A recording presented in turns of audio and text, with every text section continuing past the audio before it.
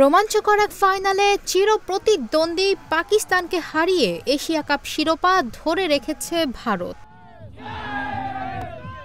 Dubai আন্তর্জাতিক cricket স্টেডিয়ামে রোববার মাত্র 2 বল বাকি থাকতেই 5 উইকেটের জয়ে মাঠ ছাড়ে টিম ইন্ডিয়া।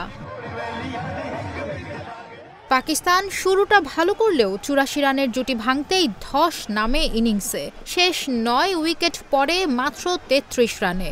সবকিছু মিলিয়ে দল থামে 146 রানেই। ম্যাচের টার্নিং পয়েন্ট হয়ে ওঠেন বাঁ-হাতি স্পিনার কুলদীপ যাদব। মাত্র 30 রানে তুলে নেন 4টি উইকেট।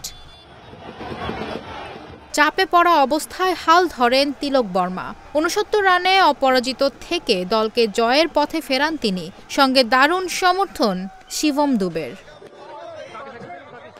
1 বছরের ব্যবধানে পাকিস্তানের বিপক্ষে টানা 3টি জয় তুলে নিল ভারত, তাও আবার বড় আসরের ফাইনালে।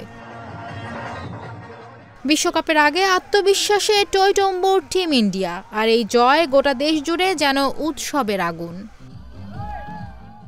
নিশা মাহমুদা, ইন্ডিপেন্ডেন্ট ডিজিটাল।